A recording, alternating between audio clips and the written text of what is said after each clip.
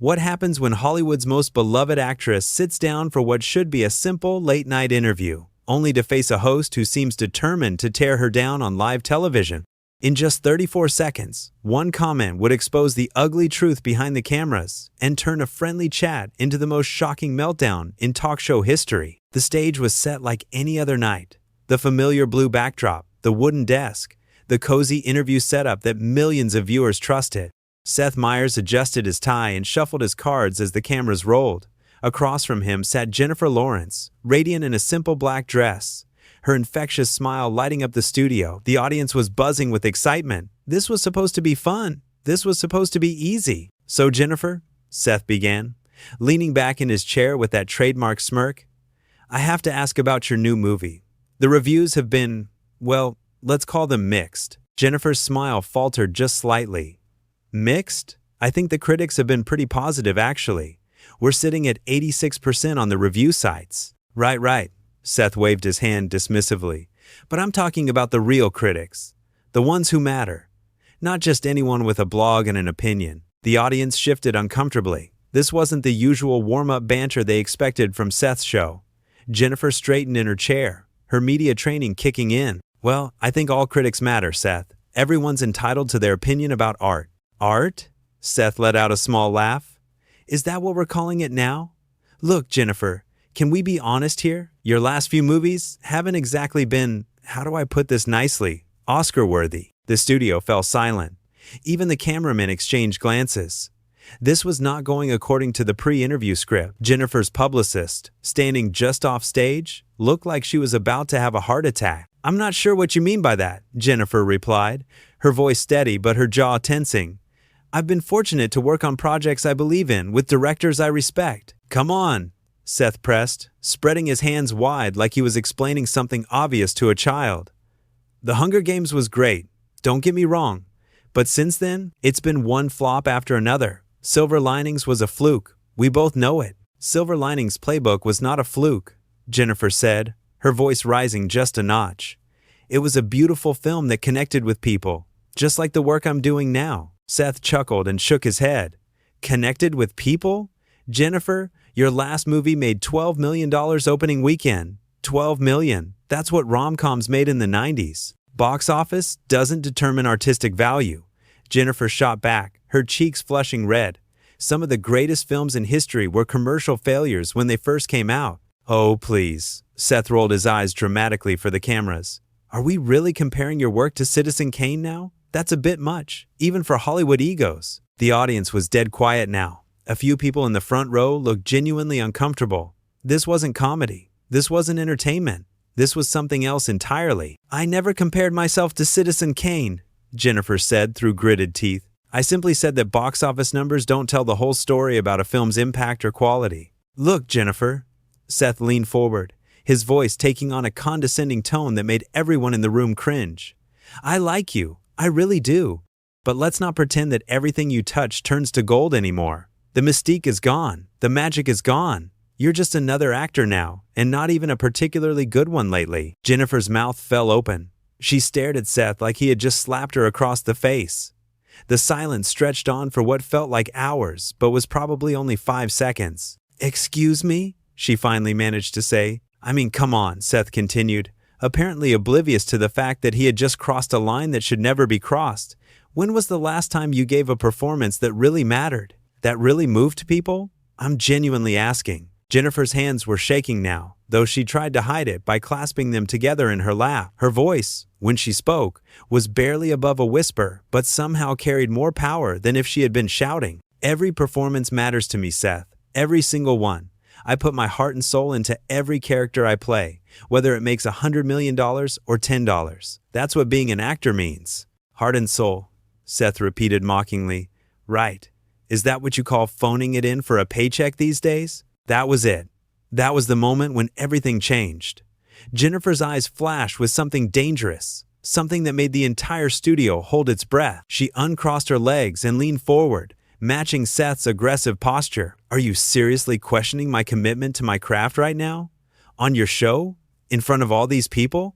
"I'm questioning whether you still have a craft to be committed to," Seth replied with a shrug that was so casual, so dismissive, that it felt like a physical blow. The camera operators didn't know where to look. The audience didn't know whether to gasp or applaud or run. Jennifer's publicist was making frantic hand gestures from the wings, trying to signal for a commercial break. But the producer was frozen, watching this train wreck unfold in real time. "You know what, Seth?" Jennifer said, her voice gaining strength with every word. "I've sat through a lot of interviews in my career. I've dealt with tough questions, personal questions, invasive questions. But I have never, and I mean never, had someone sit across from me and basically tell me I'm washed up and talentless to my face." "I didn't say talentless," Seth protested weakly. "You said I wasn't even a particularly good actor lately," Jennifer fired back. "What exactly would you call that?" Seth realized he might have gone too far, but instead of backing down, he doubled down. "I call it honest. Isn't that what people want from late-night television? Honesty?" "Honesty?" Jennifer let out a bitter laugh. "You want to talk about honesty? Let's talk about your ratings, Seth. Let's talk about how your show has been bleeding viewers for the past 2 years. Let's talk about how you're so desperate to create viral moments that you'll attack your guests just to get people talking." Now it was Seth's turn to look uncomfortable. His smile became forced, plastic. "My ratings are fine, thank you very much." "Are they?" Jennifer tilted her head, studying him like a scientist examining a specimen. "Because from what I've heard, your network is not exactly thrilled with your performance lately. Maybe that's why you're trying so hard to tear down people who are actually still working." The color drained from Seth's face. He wasn't used to being on the receiving end of criticism, especially not on his own show. His fingers drummed nervously on the desk as he tried to regain control of the situation. "That's not what this is about," he said, his voice losing some of its earlier confidence. "This is about holding celebrities accountable for their work." "Accountable?" Jennifer's voice rose again, and this time she didn't try to hide her anger. "To who? To you? Since when did you become the judge and jury of Hollywood talent?" "I'm a comedian and a talk show host," Seth replied defensively. "It's literally my job to comment on entertainment." "Your job is to entertain your audience and make your guests feel welcome," Jennifer shot back. "Not to publicly humiliate people who come on your show in good faith." The audience was completely silent now. Some people were pulling out their phones, recording what was clearly becoming television history. The producer was frantically gesturing to the director, but nobody seemed to know what to do. This had gone so far off script that there was no roadmap for how to handle it. "I'm not trying to humiliate anyone," Seth said, though his tone suggested otherwise. "I'm just saying what everyone else is thinking but is too polite to say." "Everyone else?" Jennifer looked around at the audience, then back at Seth. "Who is everyone else? Your writers? Your producers? The voices in your head telling you that attacking successful women makes for good television? Now you're being dramatic," Seth said with a dismissive wave of his hand. "This has nothing to do with you being a woman." "Doesn't it?" Jennifer's eyes narrowed. "Because I'm sitting here wondering if you would have said the same things to a male actor. Would you have told Bradley Cooper that his mystique was gone? Would you have questioned Ryan Gosling's commitment to his craft?" Seth shifted uncomfortably in his chair. "This isn't about gender. This is about performance quality." "Performance quality," Jennifer repeated slowly, like she was tasting the words. Coming from someone who reads jokes off cue cards for a living. The audience let out a collective gasp. A few people actually laughed, though they quickly stifled it when they realized how tense the situation had become. Seth's face was turning red now, his carefully maintained composure cracking. "At least I'm consistent," he snapped. "At least people know what they're getting when they tune into my show." "Do they?" Jennifer leaned back in her chair, crossing her arms. "Because right now they're getting a host who attacks his guests instead of interviewing them. I don't think that's what they signed up for." "You know what your problem is, Jennifer?" Seth said, pointing a finger at her. "You can't handle criticism. You're so used to everyone kissing your feet that when someone gives you honest feedback, you fall apart." "Honest feedback?" Jennifer's voice was incredulous now. "Is that what you call this?" "Seth, you haven't asked me a single real question about my work, my process, or anything meaningful. You've just spent the last 10 minutes telling me I'm not good enough and my career is over." "I never said your career is over," Seth protested. "You said the mystique is gone. You said the magic is gone. You questioned whether I even have a craft anymore." Jennifer fired back, counting off on her fingers. "What exactly would you call that?" Seth realized he was losing this battle badly. The audience was clearly on Jennifer's side, and even his own staff looked mortified. But instead of apologizing or trying to salvage the situation, he made the worst possible choice. He got mean. I call it reality, he said with a cruel smile. Maybe it's time someone told you the truth instead of blowing sunshine up your ass. The studio went dead silent. Even the camera operator stopped moving. Jennifer stared at Seth for a long moment, her expression unreadable. Wow, she said quietly. Just wow. What? Seth asked, though he seemed to realize he had just made a terrible mistake. You really think that's appropriate to say to someone on your show? Jennifer's voice was calm now, which somehow made it more frightening than when she was angry. You think that's professional behavior? I'm just being honest. Seth said weakly. No, you're being cruel, Jennifer replied. There's a difference. Honesty is telling someone their dress doesn't look good. Cruelty is telling them they're worthless as a human being. I never said you were worthless, Seth backpedaled frantically. You said I wasn't even a particularly good actor anymore, Jennifer reminded him. You said everything I've done since the Hunger Games has been a flop. You questioned my commitment to my craft. You mocked my work ethic. What part of that wasn't meant to make me feel worthless? Seth opened his mouth to respond, but nothing came out. He looked like a fish gasping for air. The reality of what he had done was finally starting to sink in. And the language you just used? Jennifer continued, her voice getting stronger with every word. That's not television appropriate. That's not interview appropriate. That's barely human conversation appropriate. I'm sorry, Seth said quietly, but it was too little too late. Are you? Jennifer asked. Are you really sorry? Or are you sorry that this isn't going the way you planned? I didn't plan this, Seth insisted. Didn't you? Jennifer tilted her head. Because it seems to me like you came into this interview with a very specific agenda. You wanted to take me down a peg. You wanted to create a viral moment. You wanted to be the guy who put Jennifer Lawrence in her place. Seth started to protest, but Jennifer held up a hand to stop him. Let me ask you something, Seth, she said, her voice taking on a dangerous edge. What gives you the right to judge my work? What qualifies you to determine whether my performances matter or not? I'm a professional in the entertainment industry, Seth said defensively. You're a late-night talk show host, Jennifer corrected him. You tell jokes and interview celebrities. That doesn't make you a film critic or an acting coach or a career advisor. I have opinions, Seth said lamely. Everyone has opinions, Jennifer shot back, but most people have the decency to express them respectfully, especially when they're talking to someone's face on national television. The producer was making increasingly frantic gestures from the wings, but both Seth and Jennifer were too locked in their battle to notice. The cameras kept rolling, capturing every uncomfortable second of this unprecedented meltdown. I think maybe we should take a break, Seth suggested weakly. Oh no, Jennifer said with a bitter smile. You wanted honesty? Let's have some honesty. Let's talk about why you really brought me on this show tonight. Seth looked like he wanted to disappear into his chair. The confident smirk he had worn at the beginning of the interview was long gone, replaced by the expression of a man who had just realized he was drowning. I brought you on because you have a new movie coming out, he said quietly. Did you? Jennifer's eyes were blazing now. Because it seems to me like you brought me on to make yourself look important, to show your audience that you're not afraid to go after big stars, to prove that Seth Meyers is tough and edgy and willing to say what nobody else will say. That's not true, Seth protested, but his voice lacked conviction. Isn't it? Jennifer leaned forward, her gaze never leaving his face. Because I'm sitting here wondering why every single question you've asked me tonight has been designed to tear me down. Not one question about my process. Not one question about what I love about acting. Not one question about the incredible cast I got to work with or the amazing director who guided this film. Seth opened his mouth to speak, but Jennifer wasn't finished. Instead, you've spent this entire interview trying to convince your audience that I'm a has-been, that I'm washed up, that I'm not worth their time or attention. And I have to ask myself, why would you do that? I was just trying to have an honest conversation, Seth said desperately. About what? Jennifer's voice was sharp now, cutting through his excuses like a knife. About how much you think I suck? About how my career is supposedly over? What part of that conversation was meant to be helpful or informative for your viewers? The audience was riveted. This was unlike anything they had ever seen on late-night television. Some people were recording on their phones. Others were just staring in shock. A few looked like they wanted to applaud Jennifer, but weren't sure if that would make things worse. I think you know exactly why you did this, Jennifer continued, her voice gaining momentum. I think you're threatened by successful women.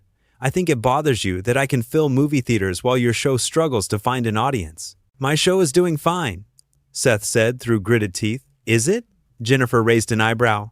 Because the numbers say otherwise. The reviews say otherwise. The fact that you're resorting to ambush interviews says otherwise. Seth's face was bright red now. His hands were clenched into fists on the desk. This is not an ambush interview. What would you call it then? Jennifer asked calmly. A friendly chat? A professional interview? Because from where I'm sitting, it looks like a desperate attempt to stay relevant by attacking people who are actually still working. I am working, Seth snapped. Are you? Jennifer tilted her head like she was genuinely curious. Because sitting behind a desk reading jokes that other people write for you isn't really the same thing as creating art, is it? The studio fell dead silent. Even the crew members had stopped what they were doing to watch this unprecedented destruction of a talk show host on his own program. You don't know anything about what I do, Seth said, his voice shaking with anger. I know you just spent 20 minutes trying to humiliate me on national television, Jennifer replied evenly. I know you used inappropriate language. I know you questioned my professionalism while displaying none of your own. Seth realized he was trapped. Every word he said was making things worse. Every attempt to defend himself was just giving Jennifer more ammunition. He looked desperately toward his producer, but the man just shrugged helplessly. Look, Seth said, trying one last time to salvage the situation. Maybe we got off on the wrong foot here. Wrong foot? Jennifer let out a laugh that had no humor in it whatsoever. Seth, you told me I wasn't a good actor anymore. You said my movies were flops. You mocked my work ethic and my commitment to my craft. You used profanity when talking to me. What part of that was the right foot? I'm sorry, Seth said again, but the words sounded hollow. No, you're not, Jennifer said with finality. You're sorry this didn't go the way you planned. You're sorry your little ambush backfired. You're sorry that instead of making me look bad, you made yourself look like an unprofessional bully. She stood up from her chair, and the entire studio seemed to hold its breath. Seth looked up at her with wide, panicked eyes. You know what the really sad part is, Seth? Jennifer said, looking down at him with something that might have been pity. I came here tonight excited to talk about my work. I came here ready to be funny and charming and to give your audience a good time. I respected you and your show enough to clear my schedule and show up. Seth started to say something, but Jennifer held up a hand to stop him. And instead of treating me like a professional, instead of doing your job as a host, you decided to use me as a punching bag. You decided that attacking me would somehow make you look better or stronger or more important. She reached down and unclipped her microphone, the small action somehow carrying more weight than if she had thrown something across the room. But you know what you actually accomplished tonight, Seth? She asked, her voice steady and clear. You showed everyone watching exactly who you really are. Not the charming guy from Saturday Night Live. Not the friendly late-night host. The real you. The guy who gets mean when he feels threatened. The guy who punches down instead of up. The guy who would rather destroy someone else than build himself up. Seth's mouth was hanging open. He looked like he had been physically struck. The cameras were still rolling, capturing every second of his humiliation. I hope it was worth it, Jennifer said, dropping the microphone onto her chair. I hope those few seconds of feeling powerful were worth destroying your reputation and showing millions of people that you're not the person they thought you were. She turned toward the audience, who erupted in spontaneous applause. Not the polite, prompted applause of a typical talk show, but genuine, thunderous approval. People were standing up, cheering, whistling. Someone in the back actually yelled, "You tell him!" Jennifer gave them a small smile and a wave, then walked toward the exit without looking back. Seth sat frozen at his desk, staring after her as the applause continued. His face was pale now, all the earlier red anger drained away, replaced by the sick realization of what he had just done to himself. The producer finally found his voice and yelled, "Cut!" But it was too late. The damage was done. The cameras had captured everything.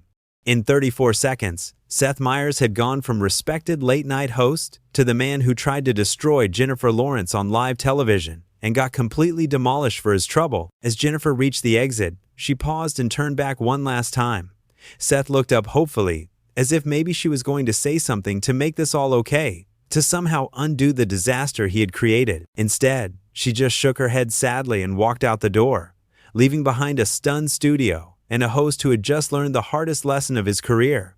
When you come for someone who's better than you better not miss. The applause finally died down, and the studio fell into an uncomfortable silence. Seth sat alone at his desk, staring at the empty chair across from him, knowing that in just a few minutes, this footage would be everywhere, and his career would never be the same.